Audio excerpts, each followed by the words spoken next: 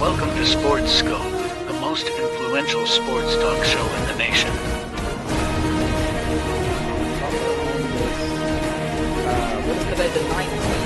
Stay tuned for updates and great sports content. Hello, everybody. Welcome to this recorded edition, but new edition. It's April 18th, Good Friday, everybody. This edition of the Real Sports Scope. Carlos, if you're backstage, we'll skip the early commercial break. I want to welcome my man, Mad New Yorker. And we had to catch up from last week. He's had some things come up. I'll actually have him share it with you real quick. At a Pokemon tournament. Plus, I've had some issues working and everything. Of course, that's been an ongoing issue. So it's all good. We got a lot to catch up on. So let's go ahead and hit the ground running. But I want to give him a round of applause.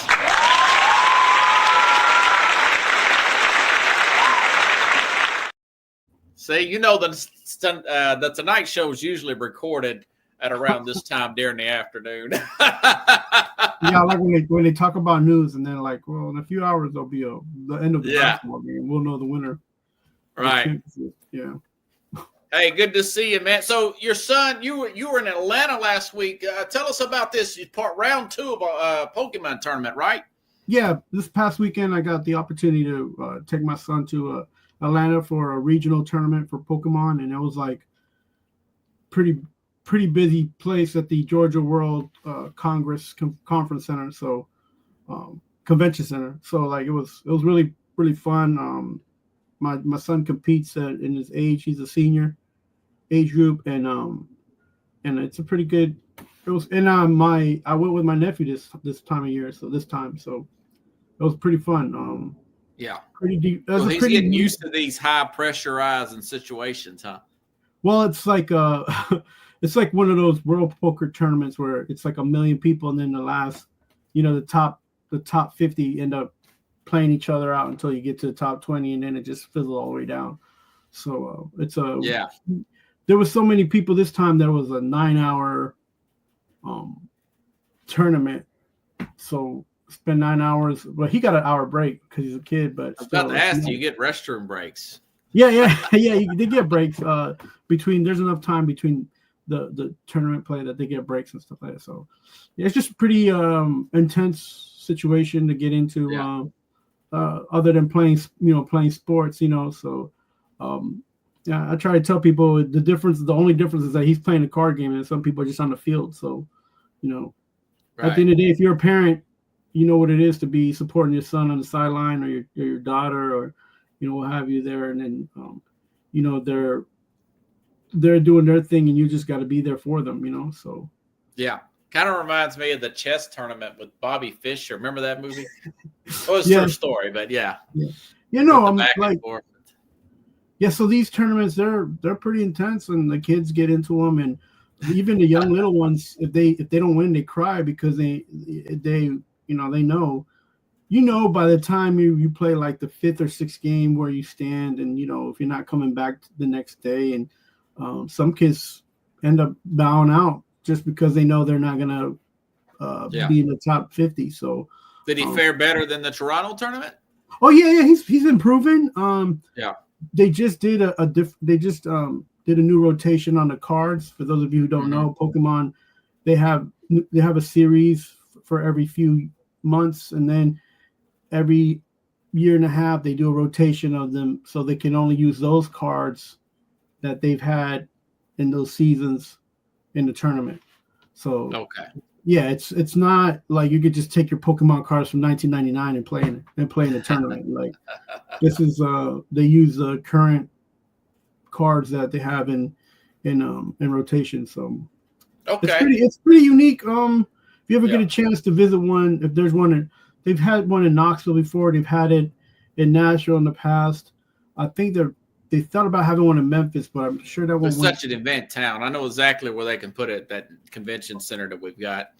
Yeah, it's huge. Man, I've been dying to ask you, what's your thoughts about this whole Nico Tennessee quarterback holdout? Now he's with, I want to say he's with UCLA. I don't know how official that is yet, but I'm pretty sure he's done as of all shocked at college football world. What's your thoughts on that, man? Well, Nico is a West Coast guy, so in my opinion, he was going to end up in a California school or a Pac-12 school because that's closer for him to be home. Like, I believe it was USC and UCLA there were the forerunners in that. There's been news about UCLA offering him some kind of payout, but less than what he was making with Tennessee. Well, yeah, what I could say about this whole NIL deal is that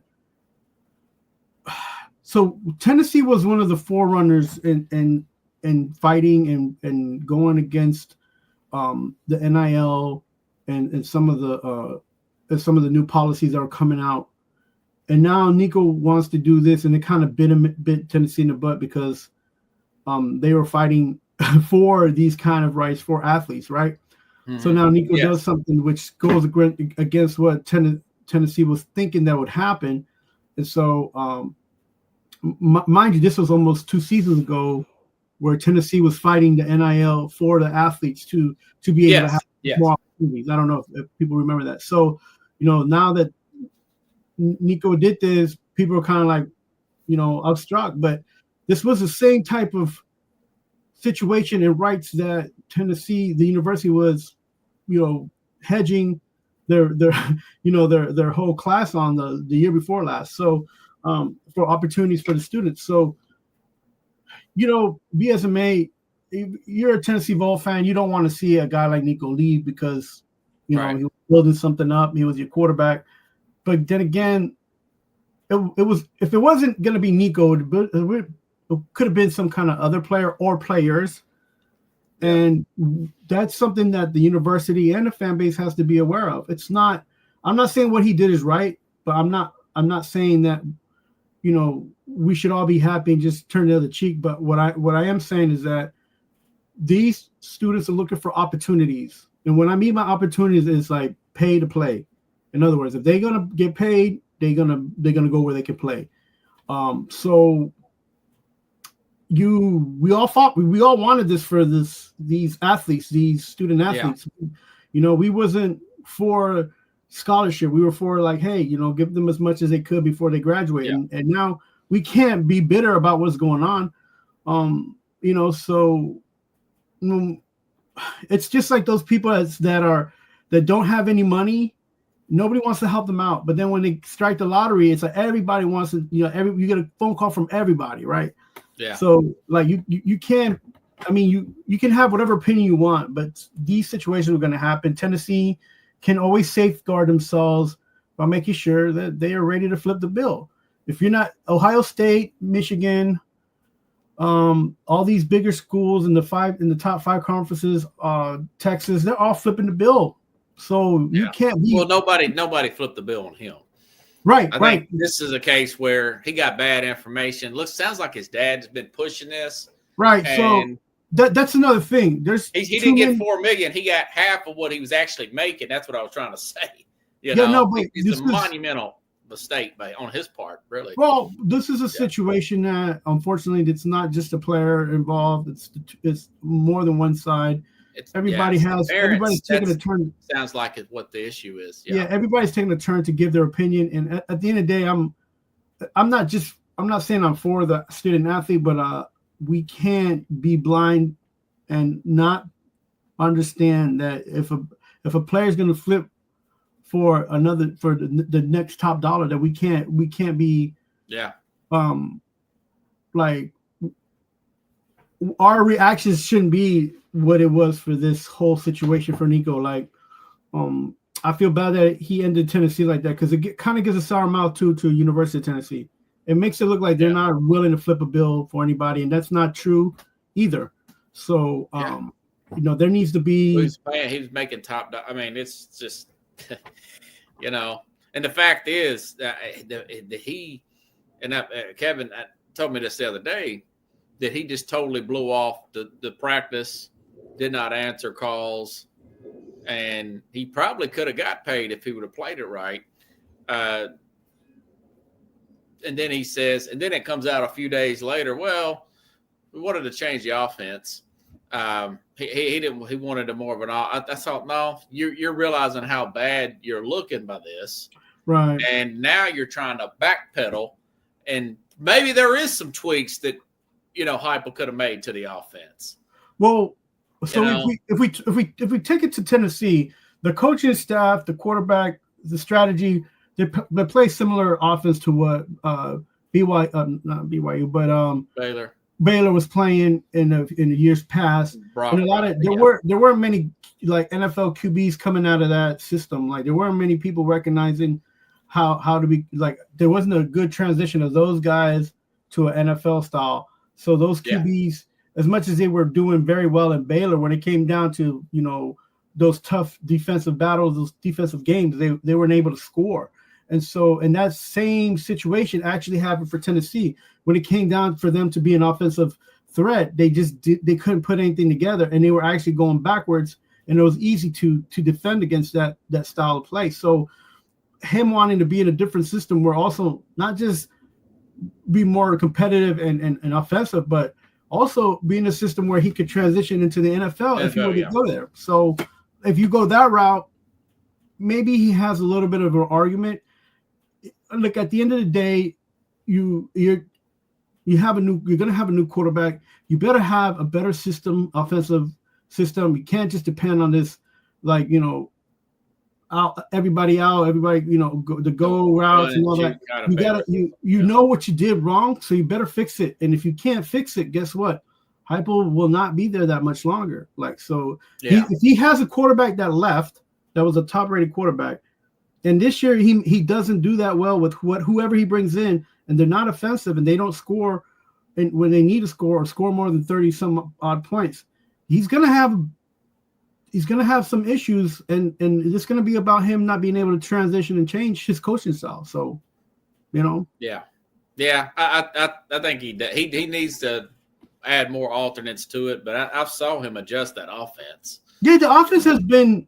He's adjusted it as the season went. I think they just need to run the ball more out of the power formation, Here you go. You're hitting on a couple things. That the last 2 years, Tennessee had a great running back 2 years ago, a good running back this past year, and now this whole but they haven't been. It may be one or two running backs. There haven't been a set of 2 or 3 running backs that can go back to back. They're not like Alabama that had 3 running backs, right? They just have 1 or 2, and so you can't put too many. You can't put too many types of plays in there to help you just to do a trick play, maybe even just run the ball, like you said, a little bit more. So depth is a friendly thing, my man. And when you're University of Michigan, when you're University of Alabama, and you're Georgia, you have up to 4 running backs, and all of them are pretty good, at least 4-star or better. Yeah, you got that opportunity. Tennessee didn't have that this past season or the season before. They only had 1, maybe 2 guys that were top 4, and I'm not saying that the other guys weren't good, but if they were first year redshirt, it didn't give them enough depth for them to run the ball when they needed to change and give a different illusion to what they were doing in the offense at all. So. Yeah, well, I think it's lesson learned on both sides, and the NCAA, they definitely have to put in something. Yeah, and I think it's everybody kind of guardrail to protect the school. If you already agreed to some kind of contract between that and maybe even the Congress, that you can't just do that, not unless maybe the coach leaves or you get beat out, and the coach will, what do you call it, grant that transfer. Maybe for 2 years or whatnot, something like that. That's pretty.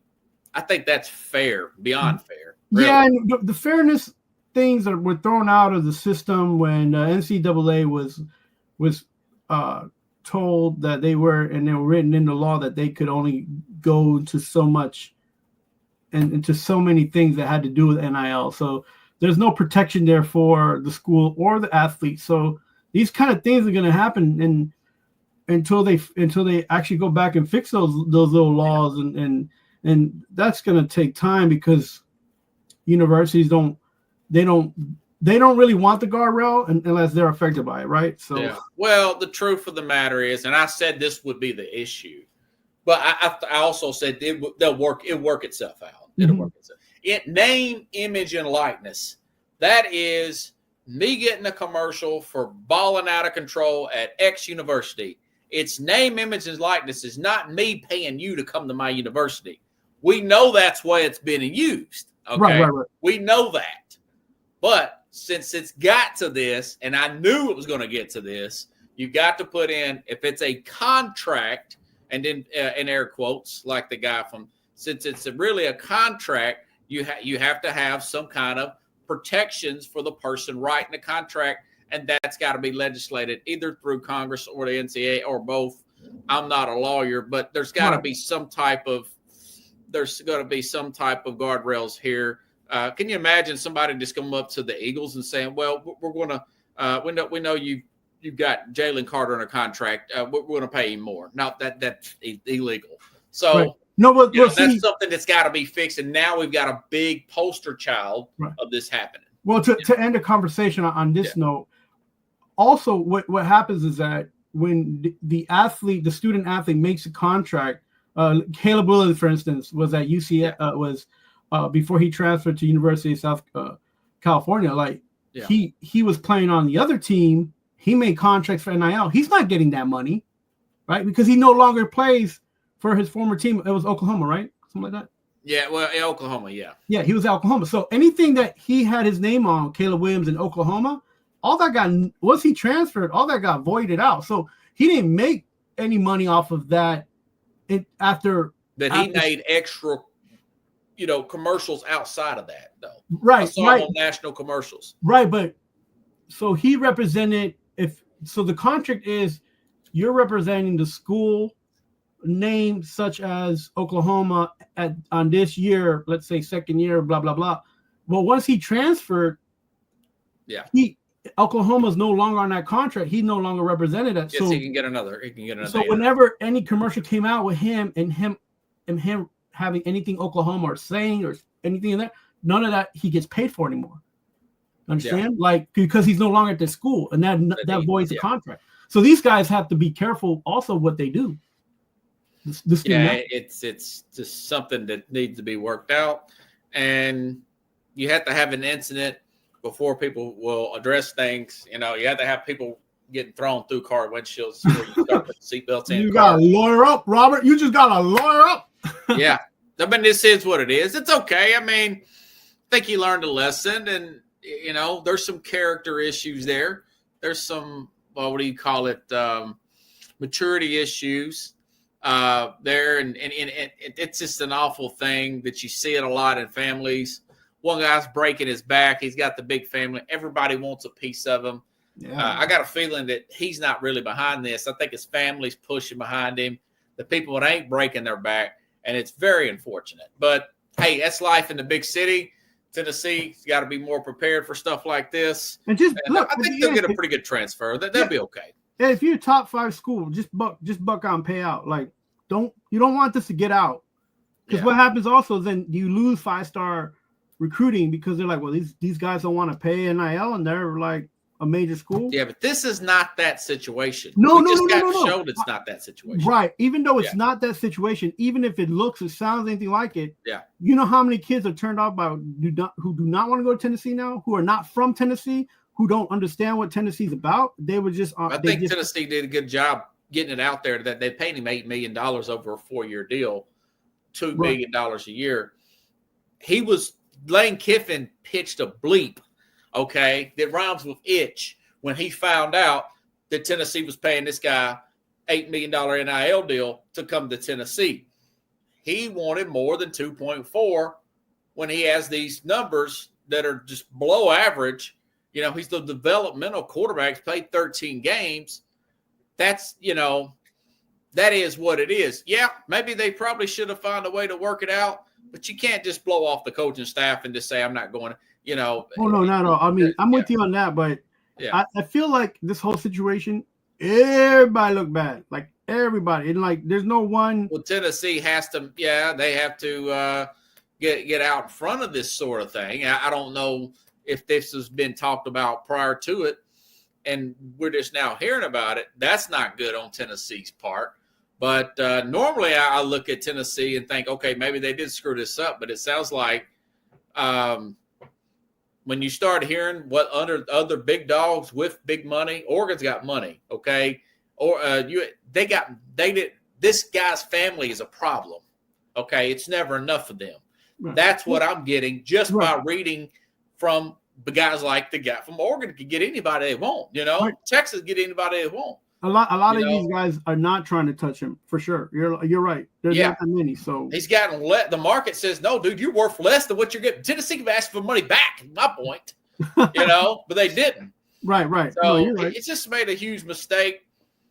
It is what it is, man. It doesn't. I don't think they're being cheap. I think they had one of the best NIL. No, that's not. I'm not saying that. I'm just saying like any publicity. I try to work it out. That all that being said, and still keep the kid back. But I don't know how bad this guy's family's doing this thing. Colin Cowherd says, you got the pageant mom, you got the helicopter mom, you got the I don't know if you're one of those parents like the T-ball parent. That's what this guy's dad seems to be. That seems like this particular case. Right. And he's not the only one out there like that. A lot of the dads are like that. No, not at all. Especially with living vicariously through the kid. Right. There you go. Something that happened to them. Maybe they got a crappy job. They're bitter. My parents didn't let me have this when I was Reggie Bush's stepdad was a security guy. I worked security. I understand in the past. They're going back to his funds back in USC in 04 and 05. I don't know if you remember that. So, in other news, Chief, what do you think about give your take on the national championship game. I haven't talked to you in a week. Remember we didn't have a show last week. And what's your thoughts about Florida? All right. Man, it was a tight Florida, game. Houston. It was a tight game at the end. I felt like after the first half that Houston had control. And what ended up happening is that all that energy they spent on defense ended up biting them on the butt because they didn't look like they had enough gas at the end. And when you have sharpshooters on Florida's team, guys that can score or who want to score, they make playing defense a little bit harder.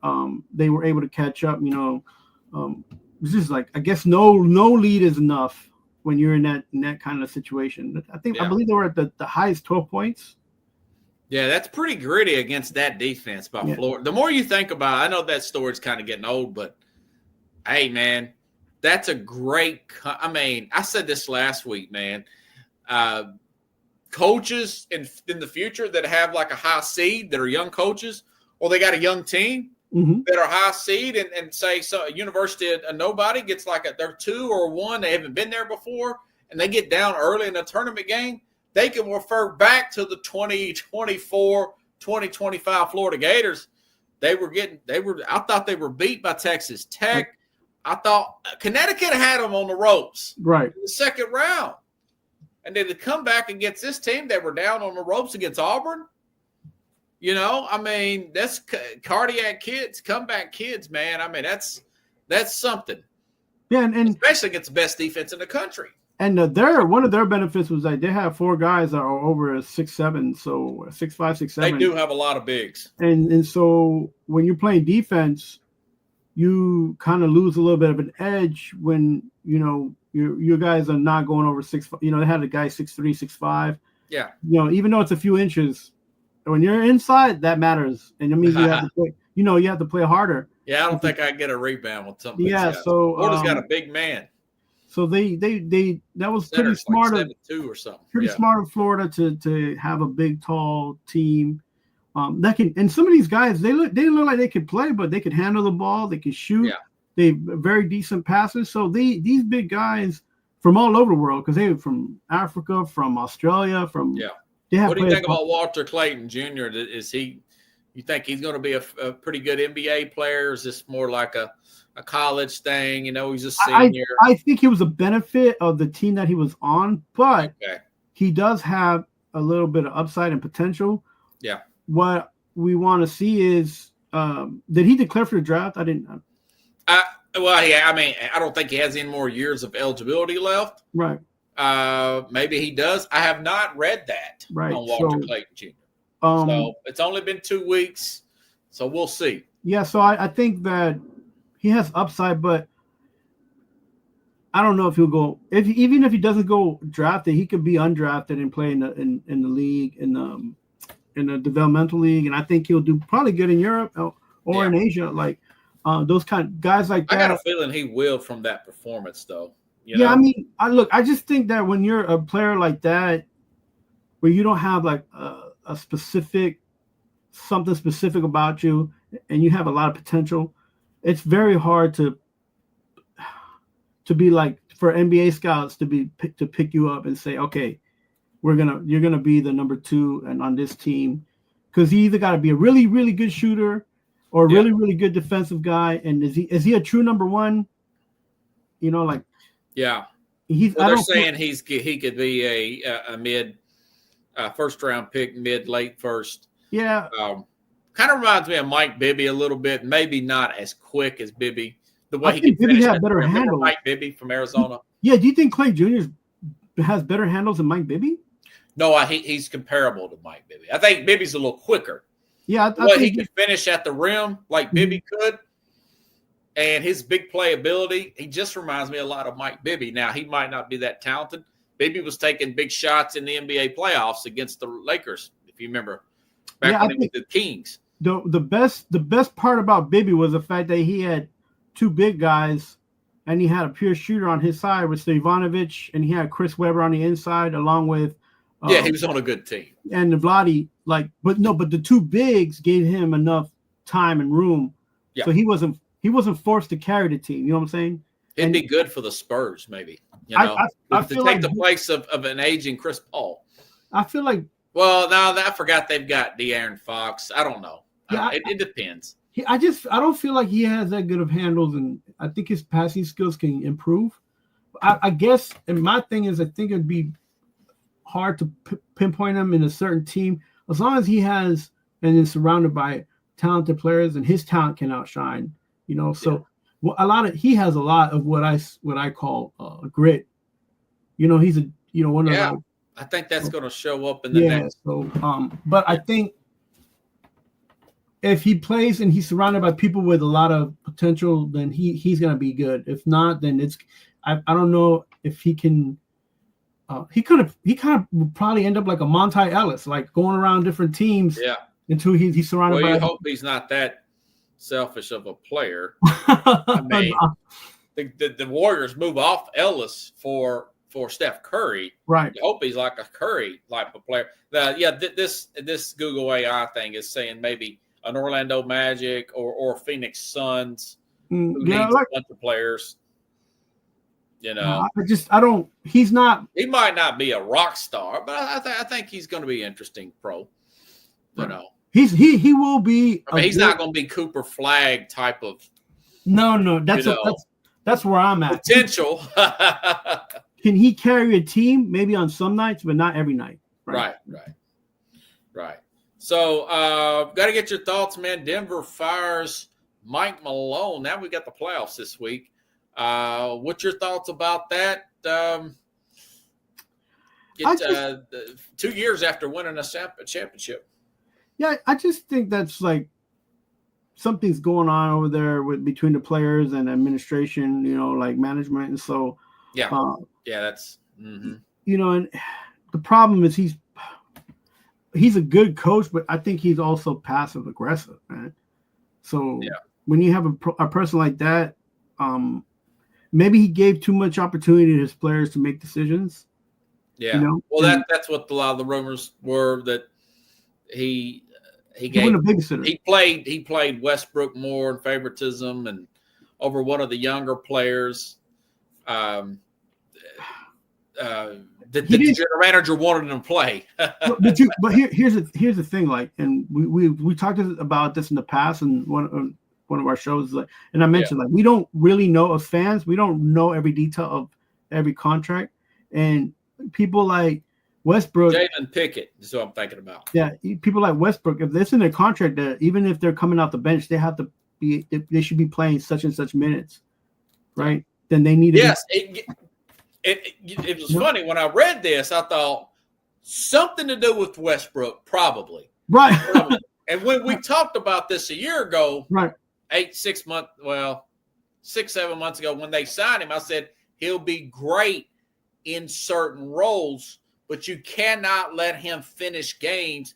He does not have self-awareness. Right. Takes bad shots. He had a crucial foul. I don't know. This was going back about a month against Minnesota in an overtime game that people started talking about that cost them the game. Right. They're like, why was he still in the game? Yeah. Yeah. Yeah. Don't have him in the game. That's the rule. I said he would be a great pickup, but he will screw up a free meal in crunch time. You know how much I don't think he's ever won a playoff series when he did not have Kevin Durant there with him. As good as he's been. He was an MVP one year. Remember he had the triple-double? That's right. And it's not that he can't carry a team. It's that, you're only good until you miss a shot. And he's one of those guys. He's very, he's an energy guy. He's very hyperactive guy. Yeah. So, tough, man. I mean, again, we don't know what his contract's like. So I'm sure. Do you think that this is their only championship? Does this team bounce back and get another coach next year? There's been some talks. Maybe the Connecticut coach, was it Dan Hurley? Hurley would be a guy, and I'm Hurley. I wouldn't touch that with a 10-foot pole. But I think again, I don't know. Maybe if you got Westbrook is not really coachable at this point. He was brought in for depth. They had depth issues last year. Right. That's what he was for, So it is what it is, man. I don't think Hurley will leave college. Oh, you don't think so? Okay. I don't think he should. I don't think there's enough money to pay a coach who wouldn't have that effect, the same effect on grown men over the age of 25. Yeah. Which the effect that he has on the men that are growing from 17 to 24 plus. Yeah. Right. So I think there's a huge difference in that. Yeah. And it takes. I'm just wondering if he would have players to buy in, It's not even buying. It's just, it's like you said, are they coachable? It's not about buying in. Like buying in is part of,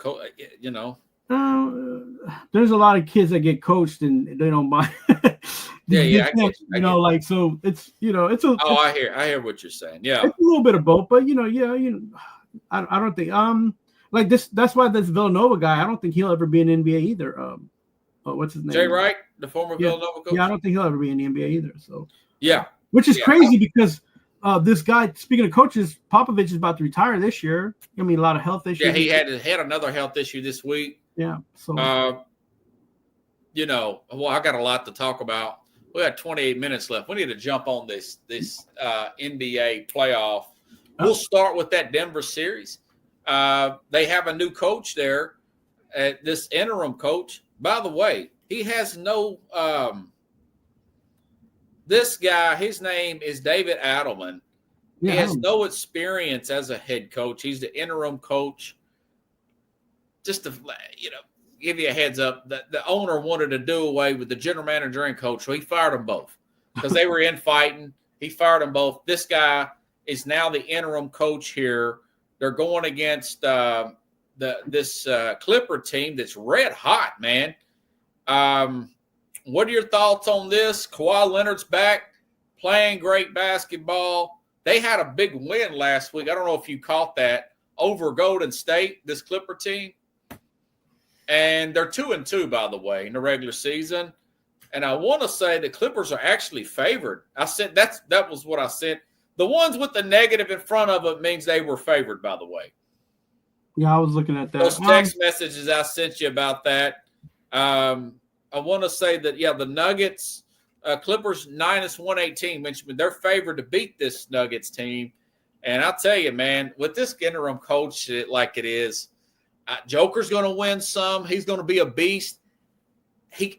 If Joker could get, what's his name, Zubac, that center for the Clippers, if he could get him in foul trouble early, I think they have a shot to win these games. But I don't think he can carry them the whole way, But then again, they're playing a guy with James Harden, who's 36 years old. And then you got Kawhi. You never know when he's going to get injured again. And then you got this Zubac guy. but I do like Ty Lue. They got a coaching advantage. Yeah, I mean, so this is like a top. I think I like the Clippers in a long series, but and probably 7. But I just told what is your thoughts on that series per se? Well, so this is going to be, besides the whole coaching thing, this is going to be top defense versus the top offense. Okay. I'm not sure if the Clippers are going to run out of gas. They're 9-1 for the last 10 games. They're on a tear. Right. And so on the other side, Denver is 5-5 in the last 10 games. So they're slipping. I feel like they're more likely to find themselves get 3 wins, 4 wins, and can maybe handle the Denver Clippers. or the Clippers. Denver, and maybe handle the Clippers. I just feel like when your last 10 games, you're 9-1, you're not expecting to lose. You're more likely to make mistakes. That's your reason for picking them. You might be and it's offense. Like, you have to be in rhythm. With defense, you can create offense. When you're offensive minded and you don't score and you get frustrated, you can lose. You're more likely to get off and not be in rhythm. But the Clippers are the defensive team, ain't they? No, it's the Denver Nuggets are the defensive team. The Clippers they're considered more defensive than the Clips. That's interesting. Yeah. So, wow.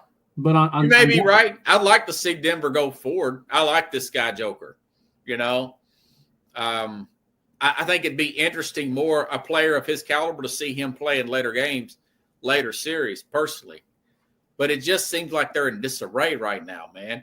Usually you go one way or the other when you fired a coach, right? And maybe they've had a week off practically to gather their thoughts. They haven't played a game, so maybe you're right, man. The best situation for them is that even though they're firing a new coach, the players are all there. So it's up to them. He's an assistant that was on the team. Yeah, that's true. Yeah. And they have to they're forced to play better because they don't have that, like, even though they have a coach there, they don't have their old coach. So and you may be right. Look, I don't this and plus Kawhi could get hurt again. That's why he gets hurt every year. You might be right. This is gonna be 7, but I think it might be 7 and go Denver's way. Okay. I just hope that the Clippers can push on the gas pedal and keep going. But for the Clips and the Clip fans, man, we've seen this story, man. We've seen it play out before. Yeah. And I don't know if I like Ty Lue. He gets these guys to really buy in, man. Yeah. I just hope they have enough, because they were good to watch the last 10 games, but can they keep it going? What's your thoughts on this Knicks Detroit team? Pretty interesting matchup here, man. Boy, I mean, you follow the Knicks pretty closely. You a little nervous? They haven't quite lived up to the hype this year. They're getting back. The players are getting back to health. I feel like this is a challenge for both teams. Mm-hmm. And this is a grading. This is more on the Detroit Pistons than it is on the Knicks. Like, if the Knicks lose, it'll be because it's a Thibodeau thing. Yeah, we know what if the Knicks loses Thibodeau to coach. Yeah, because they're gonna keep him. No, I mean they will keep him, but I wouldn't. But so the Detroit thing is a measuring stick of how good are you really, right? And because they're young and they'll flex a little bit, and they could beat the Knicks, but the Knicks have a more depth, and they've had their guys play a little bit more. So I feel like the Knicks will win the first round against Detroit.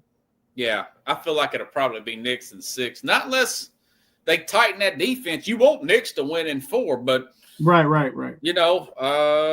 Detroit's won some of these games in the regular season now. They won back in January, and they won back in December. Now it's a different situation in the playoffs, right? Where you've got the time off, and then you've got more. Plus, they're such a young team. I mean, Cade Cunningham. Yeah, I like this team was picking in the lottery just a few years ago. Yeah, I like the Detroit team's youth. I like that they've gotten scrappy in the playoffs, and they're scrappy, and they're gonna fight you to tooth and nail. And so I think the Knicks can bend a little bit. I think they have enough talent to flex back and push back. Because the thing is that they've been kind of passive, and that's a lot of people have been saying. They're playing defense, but they're not like a scrappy defense team. They're just hustling. So I wish that New York had more grit and a little bit more of a bite, but they have enough. I feel like they have enough depth where they can overcome some of this scrappiness. Yeah. So do you think that Brunson's 100%? I know he got injured. No, he's not 100%. No, there's nobody on that roster that's 100%. Not even Thibodeau's 100%. And that, to me, that's the most worrying. See, that's making me. That was usually these young teams like Detroit going on the road. I think even though I'm down on the Knicks this year, I think you're right. They're probably, and the Knicks will probably take care of business. And here's the thing: even if Brunson's not 100%, right. He's like 85. If they lose the first round, like they lost to Atlanta like a couple years back. Oh yeah. It's good. It's over for Tim. Will you be? I wouldn't be surprised. I like the Knicks. I love where they're doing. But would you be surprised? This knucklehead has been the coach for the last 4 years, and he doesn't understand. Well, he changed the culture, but he's not evolved as a coach. You've got to evolve. We want players to evolve. Coaches have to evolve too. Man, he's a perfect man to be in a college system. And I'll just keep. He might be there next year. I just keep saying that. I don't know. Breathe. I mean, there's plenty of coaches. That's for another show. I knew I'd get you amped up, bringing up the Knicks. But I didn't send you every series. I just send you the ones that I think that are really going to be popping. Man, I'll tell you that Houston and the Golden State. Houston, the number 2 seed, chomping at the bit. Nice combination there. Fred Van Fleet. I can never get his name right. Good point guard there. Dylan Brooks. That's 2 experienced guys who's went deep in the playoffs. Well, Van Vliet he's got a ring. Remember, he used to play with Toronto. Toronto, right? Yeah. I do think that. Oh, by the way, they're favored. I want to say that Houston's actually favored, if I'm not mistaken. Houston's favored to win that. Yeah. No, Golden State's favored. I stand corrected. But guys like Colin Cowherd, he's picking Houston to upset these guys because they're a little small. Steven Adams is playing about 17 minutes a game, and you know how big the another former Grizzly is playing there. And they did beat these guys later on in the season. But doesn't this kind of feel like you got, what's that guy's name? Gerald Green that plays for Houston. Who's the other guy? Adelman? You know what I'm talking about, the young guy, the very young guy for the Rockets. Not to catch you off guard there with him. I think his name's like I'll find it here in just a second. But my point is, it kind of feels like that Kings series a few years ago against the Warriors that went 7 games. Right. Remember the Kings had the home court advantage like this Rockets team. But the experience at the end, it's held them out. Yeah, held them out. I like that Brzezinski kid too. For them, they're still old though. They got some gray beards with. It's weird because with Draymond, yeah, and of course Steph, and of course Jimmy's older too, man. Jimmy Butler, yeah, I don't. It's kind of weird because like the Rockets are like, what are they, like 7-3, and then the Warriors are 6-4. They've been on a little bit of they're a 2 seed. I mean, yeah, I mean, the Rockets are and they got a good coach. That Ime Udoka used to coach with Boston. Yeah, that's right. That's the same coach. Yeah, I don't he gets them to buy into defense, man. You think that the Warriors can squeeze out the Rockets in this? Because that's a 2 seed versus a 7 seed. Yeah. The 7, Amen Thompson. Amen. Yeah, he's pretty good. They might be seeded one higher than the other, but they're. I feel like they're. Yes, Houston is the 2 seed, of course, and I think the experienced team's going to come out and win it in the end. I like Golden State in 7. A lot of people saying Houston in 7. I'd like to see Houston win in 7. I don't care for Steve Kerr. I'm tired of looking at I'm tired of the mainstream media talking about these older teams. But I got to call balls and strikes. I think they'll figure it out. I hope I'm wrong. I say Houston 7. How do you see that series playing out, man? This is one of the most balanced series because even though the Rockets are the second seed, their record, they're 52-30, and the Warriors are like 48-34. Yeah, 46 and 48 and 34. Okay. Yeah. So like the Rockets, they're 6-4 in their last 10 games, and the Warriors are 7-3 in their last 10 games. Yes. So they're like almost they're almost identically the same team. The differences are age. The Rockets are young, and Golden State's older. So it's gonna be. This is like age versus beauty. This is beauty. Like this is gonna be like young guns versus the old bucks, and it's gonna be interesting to see who's gonna prevail in this series. It's gonna go 7, and I think the Rockets at the end will take this. Okay. Because you're gonna count on if you're in a playoff situation, you want to count on defense. Golden State's less likely to play good defense than the Rockets are to play. Rockets are pretty grimy. Yeah. Right. So I feel like just in that, they're almost like that Houston college team. almost like so. I feel like I'm not saying I don't want to see the old crew try to break through. I hope you're right. I can't stand the but it's good to see Butler gaming and Steph Curry doing his thing and Draymond's Draymond, but like that's an older group. If one of those guys get injured or something happens in the second or third game, it's a wrap. Well, it's a wrap. Yeah, right. Houston will beat them. Yeah, because like I said, I hope you're right there on that. That'd be great. And they should win their 2 seed. But I'm ready for Kuminga to come to the Knicks. I've been saying that for a while, man. Bring him home. Who? Kaminga. Oh, Jonathan Kuminga. Yeah, he's been on the bench. Bring him home, man. Kerr is benching this guy, and I ain't no telling what's going to happen with that. I'm pretty hyped up about that Minnesota series as well, but with the Lakers. I mean, Anthony Edwards, Julius Randle. The key for Minnesota is guys like Jaden Daniels coming up and make it, because we know Randle can fold like a cheap suit in the playoffs, and we know Anthony Edwards can give you 35 to 50 points, but he can't be the only guy scoring on that team. You know what I'm saying? Right. So, what's your take on that game?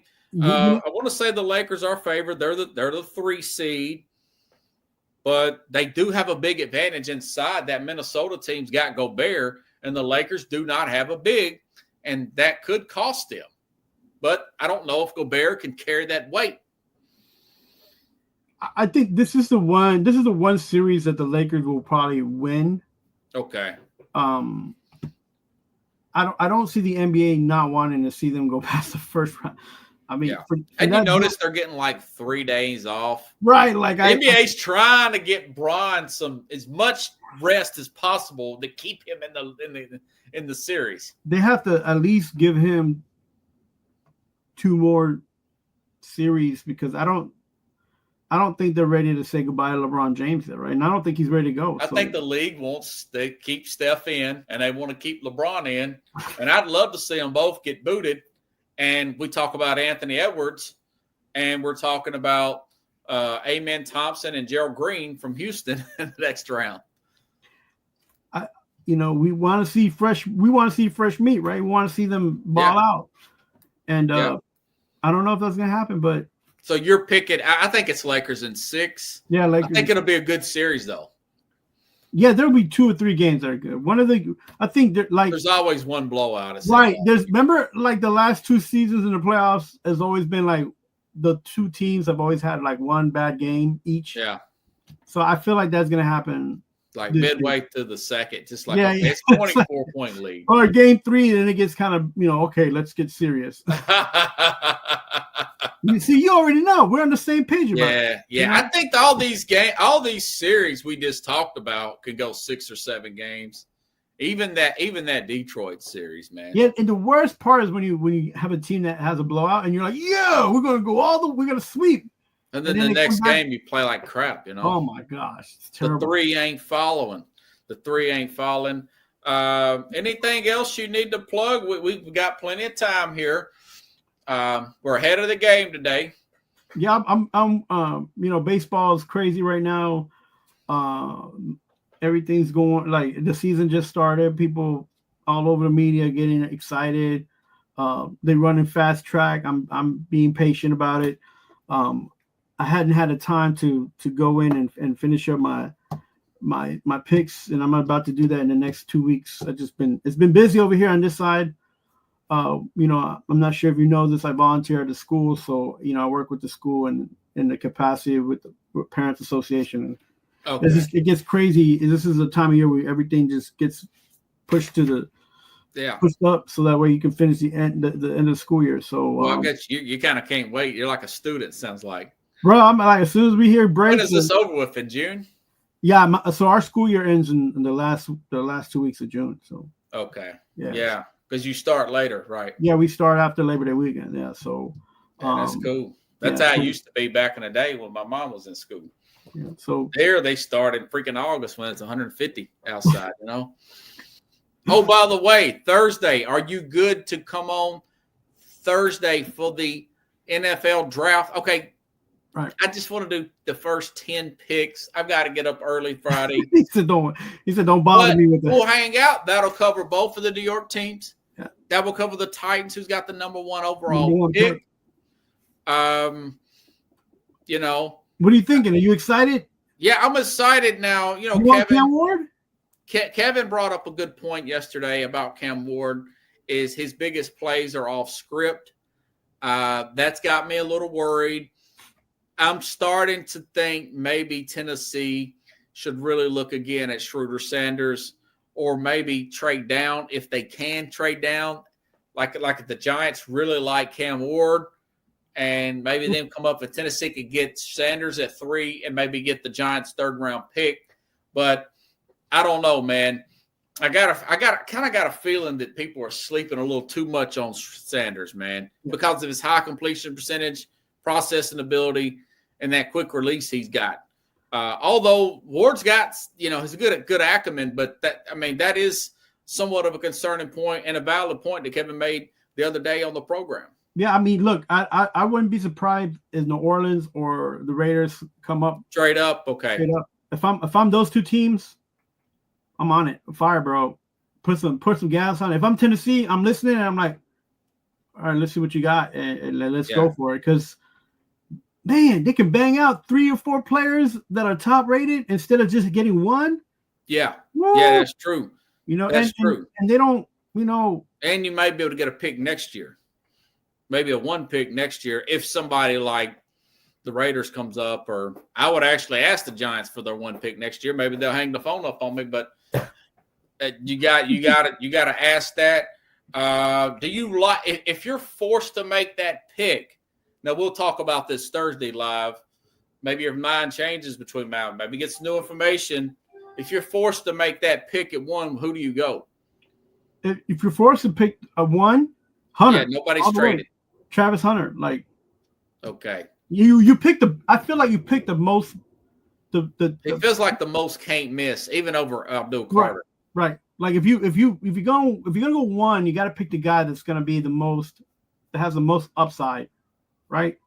Yeah. And you can't go wrong with picking a guy who can play either side of the ball at a high rate. So even if he doesn't do well the first 2 years, you still got a player for the next 2 years that could play one or the other position. Yeah. Like how can you?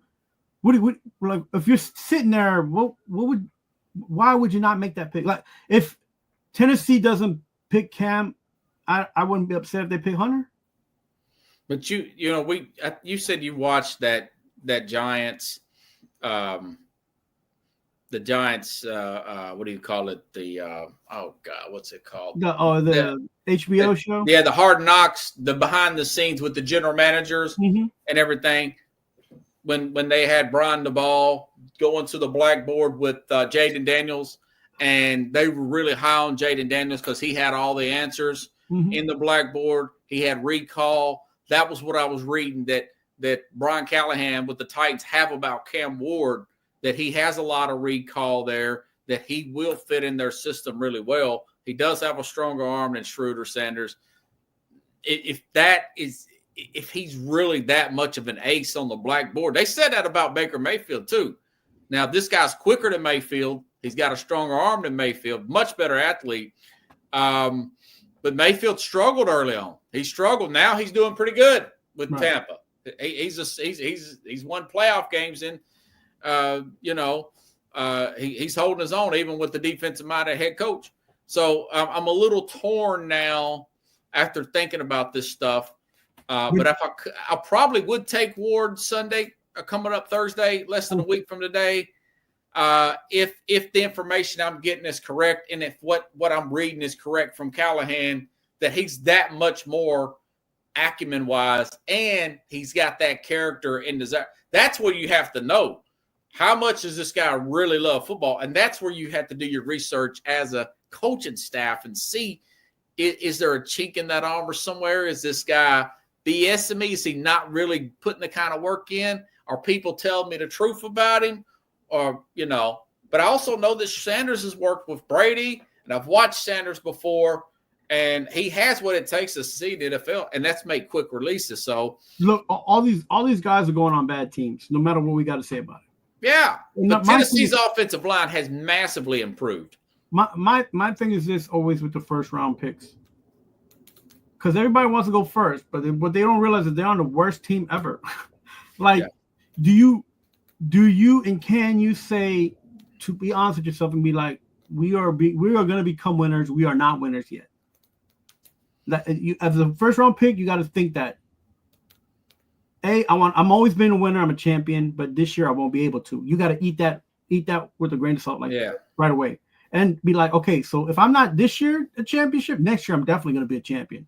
Like if you don't got Tennessee's a lot better than their record. Do you think that Cam had that mindset at University of Miami? Yeah. I think Jaden Daniels had that mindset going to the Washington Commanders last year. They had the number 2 overall pick, and then there was an NFC Championship game 1 year later. If you were to sit there and compare, and this is just apples and apples. If you're comparing Jaden Daniels to Cam Ward, do you think Jaden Daniels and Cam Ward had similar seasons when they were in college, their last year? Their numbers are almost identical, other than Daniels had some more rushing touchdowns. And Daniels also got hurt in that Miami game. That's why I was a little down on the Daniels, because he got hurt in that Alabama game last year. Right. But Ward did not have any kind of defense. Ward had a defensive-minded head coach, and he didn't quite have the first-round picks around him that Daniels had. Daniels had Malik Neighbors. He was still Malik Neighbors. Yeah, but he made Malik. Brian Robertson, who's balling with the Jaguars right now. Well, the thing none is of those receivers from Miami are going except for that 26-year-old tight end. There's the whole thing like Dan Marino, right? Like he had Mark Duper and Clayton.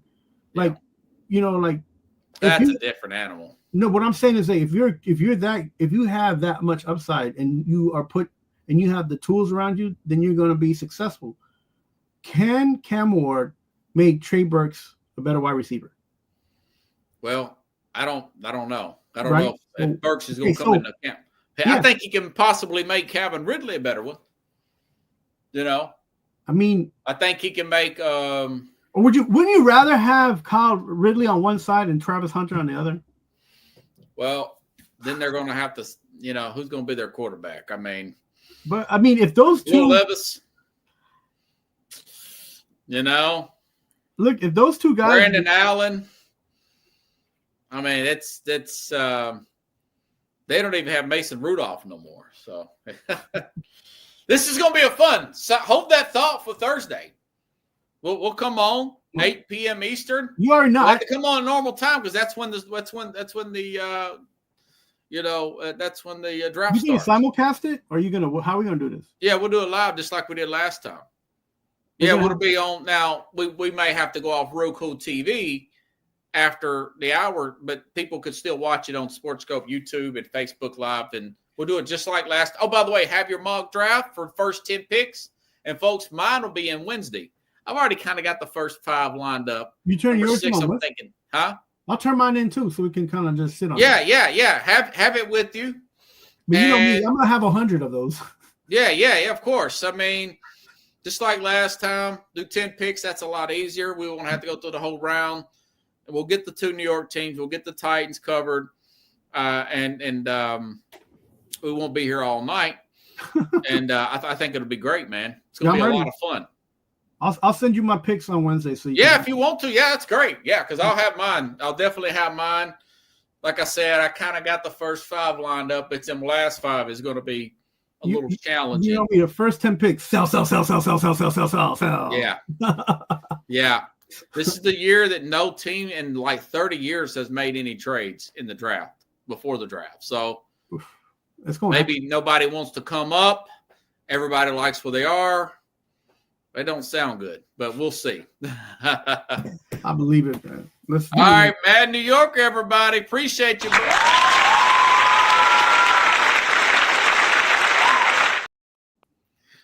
Thanks, buddy. And, folks, I will see you Wednesday with my mock draft and probably some NBA playoff news. Have a good night, everybody.